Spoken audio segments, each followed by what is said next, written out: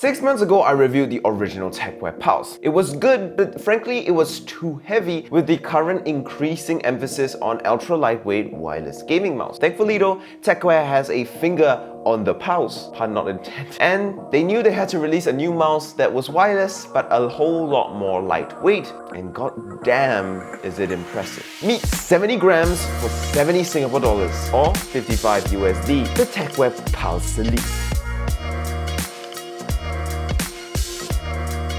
I'm gonna start off by saying that the shape is the same, so for details about that, watch my original Pulse review. But let's talk about the main differences here to the original mouse. The only drawback from the new Elite to the original mouse is that it loses its ambidextrous support. So if you're a left-handed gamer who needs thumb buttons, you're out of luck because they removed it to save weight, like on the Viper V2 Pro. The biggest positive change here, on the other hand, from the original Pulse is without doubt the weight. The Elite loses a good 17 grams from the original Tecware Pulse in its stock hole-free configuration. But it gets even better than that. By removing the stock body panels for the clicks and the backrest, you can replace them with these wholly perforated ones that look pretty cool, might trigger your trypophobia, but save a whopping 6 grams, which I say is definitely worth it. Now, I know a lot of people don't like holes in their mouse because it can get dirty and it does feel uncomfortable for some people, but for the people who want absolute lightweightness, no problem at all. In this lightweight configuration with holes, or as I like to call it, sports mode, it comes in at a whopping 70 grams, which isn't as light as the G Pro X Superlight or the V2 Pros, but for a budget wireless gaming mouse that is high performance everywhere else, 70 grams is definitely still very light and very acceptable for something in its price range and for something of its expectation. $69 Singapore, but it gets better,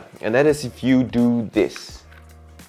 You see, I never really liked this back cover. It adds weight, and in my opinion, the arch is a little bit too high for me. By removing it, you get the mouse weight down to 68 grams, which is comfortably in G Pro Superlight level, admittedly with obvious trade-offs like holes and the fact that it literally does not have a backrest. And true, it is a janky solution, so you can't really judge it fairly against the G Pro Superlight and say, oh, why is the Superlight so much more expensive when this can be as light? But the thing is, I think for most people, it actually isn't a bad idea to run it in what I like to call Corsa mode or race mode, because in this situation, because it's a lightweight wireless gaming mouse, chances are you are competitive FPS gamers, and if you're a competitive FPS gamer, chances are you're using a claw or fingertip grip. For those people, not having a backrest isn't a big deal. In fact, in some situations, it might even be an ergonomic advantage. It definitely is for me. It means that I have kind of less things restricting and impeding my ability to claw and fingertip this mouse. On top of that, while this is technically a DIY mod, not intended really by the manufacturer, it is reversible, and it's not like a fancy thing that you need a Dremel or a drill to do. Okay, so the weight is really impressive for a wireless budget gaming mouse, especially one that's 69 Singapore dollars or 55 USD. But are there any trade-offs, corner cuts? So I'm going to remove this click panel, and I can pull this out like so. That's right, I'm removing the mouse clicks. That's so cool. There are frankly hardly any trade-offs about this mouse. The clicks are hot swappable, as I've just shown, and they come pre-installed with absolutely lovely, wonderful, crisp Carl GM 5.0 switches. It comes with a set of extra Huano switches and replacement clips. So if you wanted to swap out the switches inside your mouse, you can very easily and very quickly pull it out, do so, and have a whole new click experience. The scroll wheel as well is really nice with a good click, and it has a new texture compared to the original Pulse, aggressive, sharper, textured rubber grip, which I actually really like. So far, it seems like it's a lot of mouse for the money. So they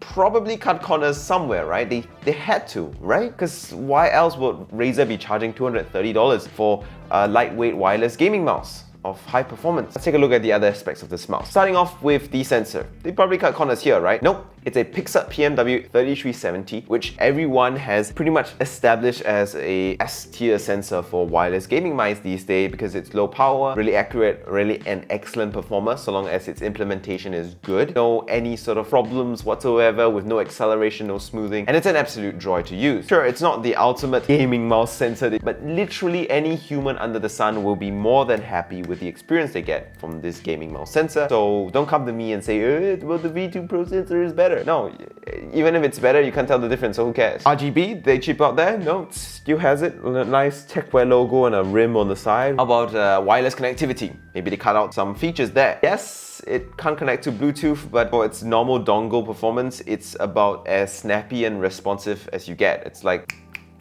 really fast. How about mouse feet? Nope, as far as I can tell, still standard PTFE feet. In fact, it's bigger than the original Tecware Pulse. And on top of that, they come with an extra set of mice feet. You can just quickly, easily replace them because it comes with an extra set of feet. Okay, so maybe they cheaped out on the battery then. It's admittedly smaller, for sure, to save weight. Because of it, it's lighter and it's still in the center of the mouse, which means its weight distribution is still really good. And battery life is still really good at about 3 to 4 full use days. So like, who cares that it's a smaller battery, to be honest. Maybe they cheaped out on the build quality. The construction of the mouse is poor. No, there are no creaks to it at all whatsoever, no kind of wiggles. So never mind that. How about the maybe the clicks? Not consistent feeling.